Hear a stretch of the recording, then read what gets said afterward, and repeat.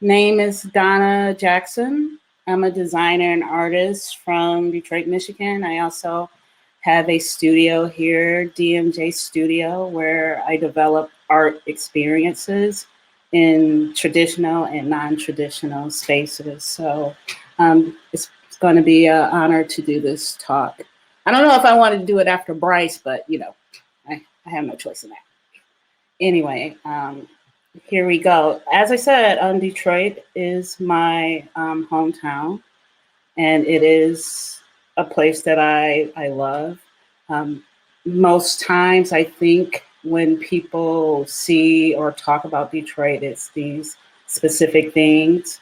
Like you'll see our skyline of downtown Detroit and the riverfront, which is absolutely beautiful. They talk about Motown and cars and those things, but like any major city, it is way more than that. It is this collection of eclectic homes, hundreds of years old. I actually went to a school that's over 150 years old, 300-year-old churches, trees galore, playgrounds, and all of these great things. But it is also full of people, full of Black people and Black communities. And a lot of the changes that we have been seeing in our city recently do not feel like they are being done for this longstanding community. And that is scary to see your hometown or your home changing and know that it's not changing for you. And so being in that group, I want people to know that don't be scared. You belong. This is your city. This is your neighborhood, and you definitely belong here. And don't be afraid of this change that we call gentrification. There's this formula that believes that neighborhoods plus artists just equals gentrification. And I think that's a simplification of it, but there is some truth. Art is very powerful. As an artist, I know the power it has in my life to create, to express, to understand. And in the last year, we've seen how art has been used to just change things socially.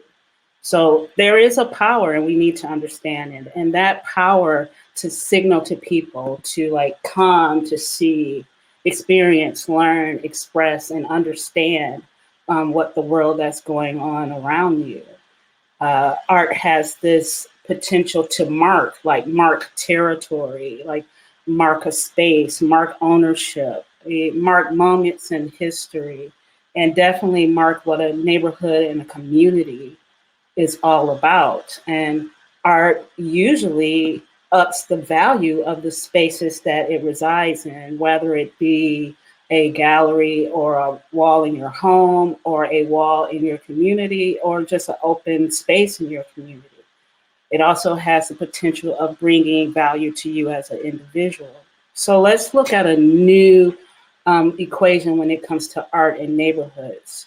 Connect, create, engage in order to empower. So regardless of you being like a new resident or a longstanding resident, there are things you need to know about your neighborhood, the history, about the businesses. Are there other artists in your neighborhood?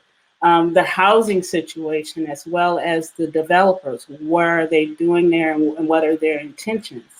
And the way you do that is really by meeting your neighbors and being part of those organizations and connecting to the spaces in your neighborhood and online, of course. But after you've done all of that, then you can do what you do, which is create. And we can do that in all types of ways, from murals to billboards to finding objects and creating public art in open spaces.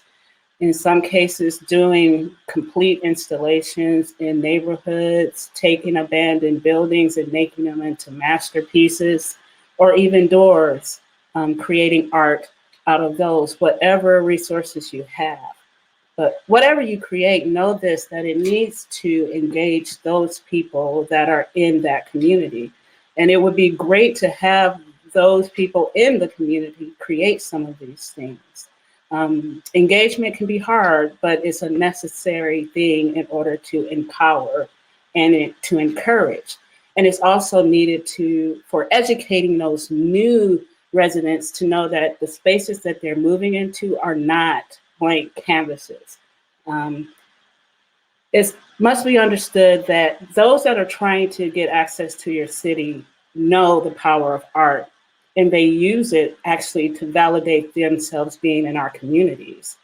And sometimes that put us as artists and designers in this space where we feel like we have to pick between our community or our income. And I want to say that that's not really the choice. The choice is you're not doing something for free, but you're doing it for freedom. And that should be a different way of looking at it. And there's a way for you to really support yourself as well as supporting your community by buying more Black art and more Black design, by controlling the value of things through